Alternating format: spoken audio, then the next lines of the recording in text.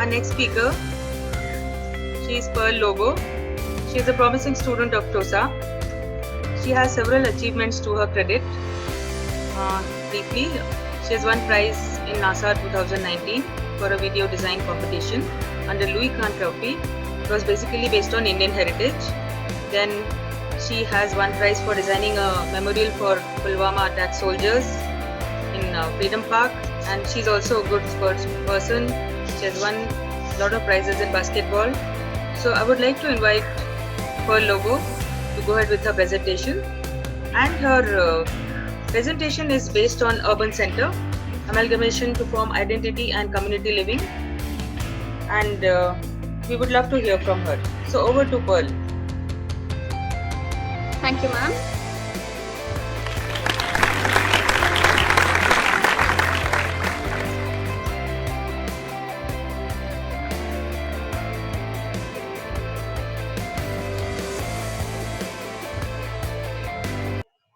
Hello everyone, I'm Pearl Lobo and I'm an 8th SEM student. So my design that I'm going to talk about today is my 8th semester project, which was the Urban Center, forming identity and community living all throughout the entire project. So before we start, when we started off this project, we did a very in-depth analysis of the entire Jayanagar space before understanding why we needed an urban center in general. So being one of the busiest commercial hubs of Bangalore, it needed faster revamping of the space. Though it has one of the most recent designed urban centers or PDA complexes in the vicinity, it still didn't cater to the needs of the public in general. So converting this place into a space which would aid for both community living as well as aiding to all the facilities that is needed by the general public is what my design is all about. And why a multifunctional transit center? To increase speed of movement in Jayanagar. Being a commercial hub, obviously the space required a more well-developed space with regard to safety, with regard to the shopping complex that comes into picture, and especially going through the current post-pandemic situation, we needed a space which would also aid to the needs of the public in terms of safety, and secondly, in terms of making the space usable for the future, in case there is any post-pandemic situation again. Also, at the same time, the design aims to make it very user-friendly. User-friendly in the sense, when you go to the space, you must be able to access all the needs of the public. Just a minute, I'm having a small issue. Yeah, okay. Yeah.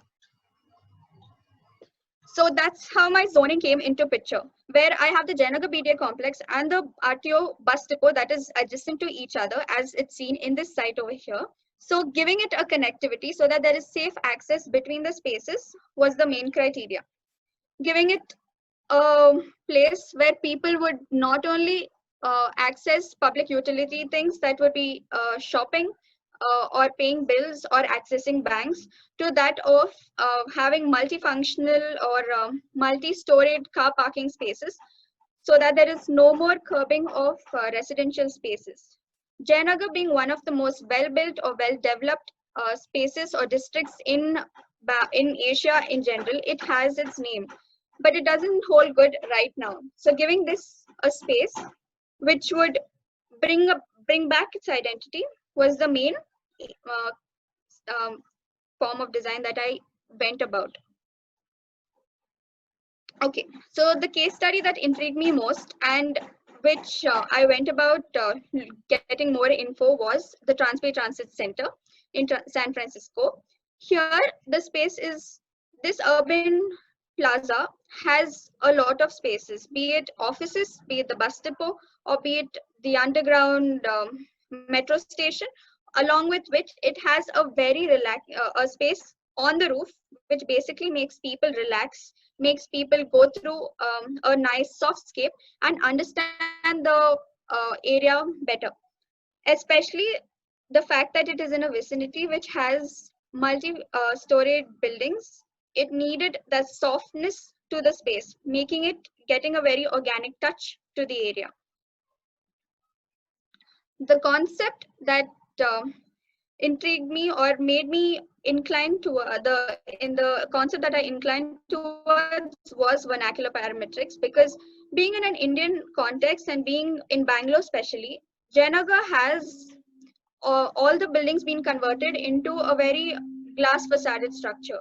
So giving it a more urban touch, at the same time getting it back to its roots, so that people understand the importance of having a much softer tone to their structure rather than just having very blocky glass facades.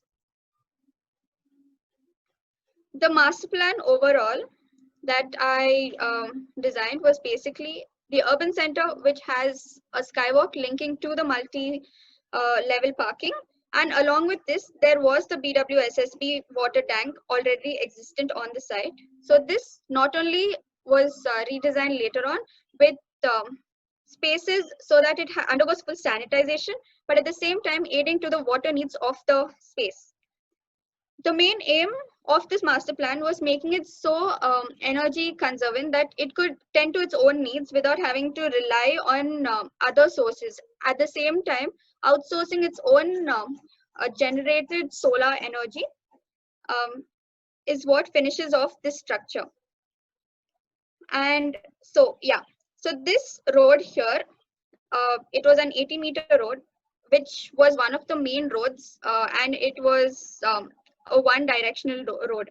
So traffic here was really bad. So hence, giving it and the fact that there is a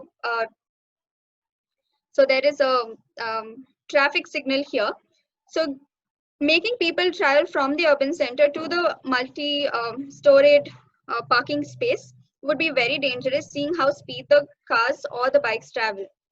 So the skywalk here makes sure that people not only travel to the other space safely, but at the same time make sure they can get a view of the external space. They can see what the space that they are living in. So experiencing the space is the main form of designing that takes place through the skywalks.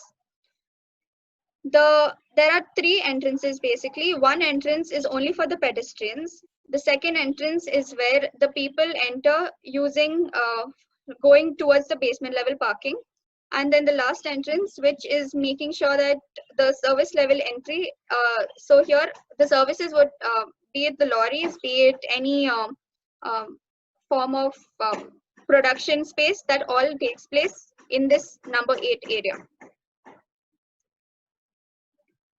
So these are my floor plans. Basically, the basement level floor plan, which tends to increase the number of parking spaces, not only in the multi-level parking area, but at the same time in the urban center. So increasing the number of parking and avoiding the curbing of roadside parking that normally is seen in Jayanagar. Then comes the ground floor plan.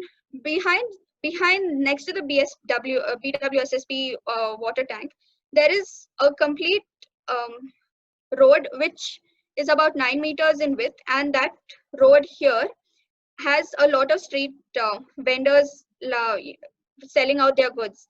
So making sure to get that space clean, at the same time giving them an appropriate space, tending to the local demands, which is keeping intact the street vending trend. Bringing in this plaza space was necessary, in short, so that people can not only experience the space through the eyes of a vendor, but at the same time keep that street shopping identity of Jayanagar intact. Behind here is all about the government offices. That's about 20 meter in width. So each floor has a function of its own. So be it here, it would be the billing. Be it here, it would be the office spaces. Be it here, it would be the banks. And so yeah, when we come to the first floor plan, this is all about the shopping mall complex. So the shopping mall identity, where people just go in, pick out their things and walk out. And so bringing in this little more softer touch to the space in the second floor is why I proposed a small a space the size of one vanilla, the size of a the size of a medium shop, so that people can go in, experience a nice outdoor climate, and then enter back into the space if they are getting too you know irritated by the entire noise that's created within the space. The third floor plan follows the same, whereas the fourth floor plan, we see that there is a complete food court where people can enjoy various cuisines, various street food that they normally see.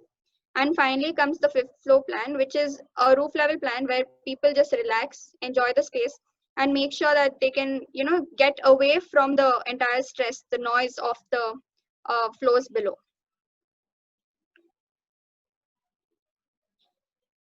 Yeah, these are my elevations. Basically, in the elevations, you see some of the structural touch to it, where it has a complete structural integrity using concrete, whereas the facading is all about giving very vernacular touch to it, and followed by these solar panels. These solar panels tend to do things. One is to collect rainwater at the same time, as well as secondly to make sure that people can get a form of shading while they are out in the open, experiencing the sky while still keeping a thin barrier between them, so that they don't get flustered or frustrated by the heat that they experience. Through my sections, that was the main idea, to show that each floor has its, though it looks very repetitive in nature, but it still has its own multifunctional use. These are my views.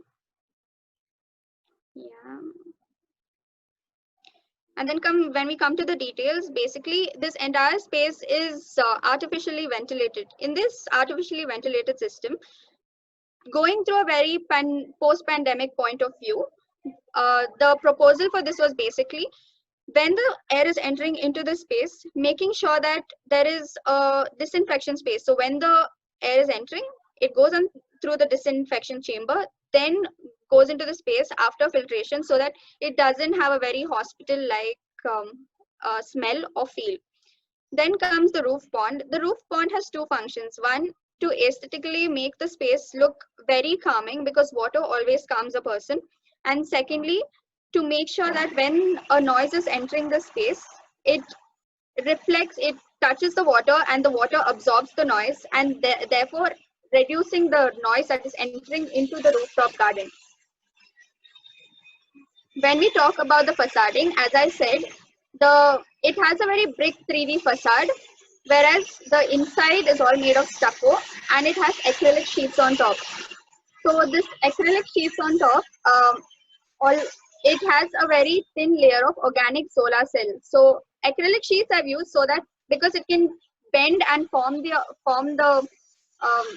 organic form. At the same time, the organic solar cell does the function of absorbing the most amount of solar energy at a very low cost, and also it is the easiest to apply, basically through a lamination process. Then comes the waffle slab, that is for the structural integrity. The waffle slab not only help to span larger distances, that is over here, the columns are at 10 meter spacing between each other, but at the same time making sure that the space is more efficiently used. So all the structural functions come, and the structural details, that's be the ducts, the electrical job, everything will be within these spaces and covered by a false ceiling, as seen here. Then comes with regard to the roofing, as I said, since it's a roof garden, it required plants which had soilless gardening. Soilless gardening, why? Because it not only reduces the load on the structure, but at the same time make sure that your plants grow well without the problem of undergoing any form of diseases in the soil. Around the structure, we see that there is a lot of trees. All these trees are very local to Bangalore, and their main function is to control dust and pollution. Now, when we talk about the post-pandemic situation as solutions through a very different perspective, when we talk about a shopping complex, obviously it's a very public utilities. It's a very, public would use it to the maximum because they love shopping.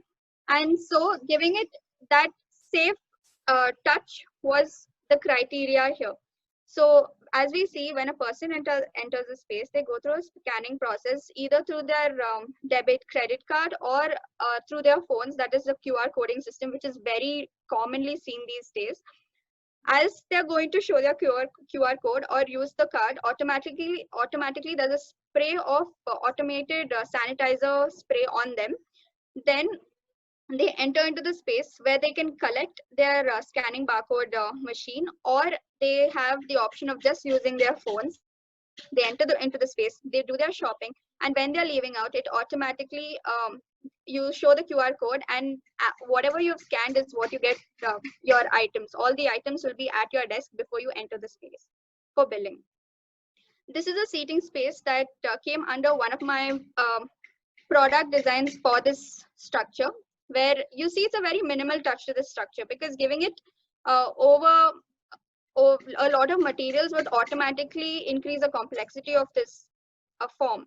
So here, creating barriers by just giving green spaces. These green spaces not only make it look very effortless in nature, but at the same time, people would not even realize that there is a barrier created between them. So giving it a very gray tone granite with grass covering or some plantations would automatically enhance the aesthetic touch of the space, but at the same time creating safe spaces. And in the bus stations, this is my proposal, where we have the metro station style ticketing counters. So you take your ticketing, it could be a coupon, or at the same time, when there are possibilities that a person just enters into the bus halfway through the stop. So that time they can use their QR codes and scan it and enter into the building, into the bus, so that they don't have to come in contact with the conductor. And then the other form of maintaining a little bit of distance and creating a safe space was following decorum. So to create this decorum, basically in the bus stops, the plan was to make small barrier spaces, that is by using these tiles which would have a very colored effect. So psychologically affecting a person's brain. When a person sees yellow or red, they automatically realize that they need to either stop or there is some danger. So automatically people tend to stand behind it or they wait over there. So that was how the post-pandemic designing came along. So to conclude this, I would like to say, in a world imagined post-pandemic, automation is key.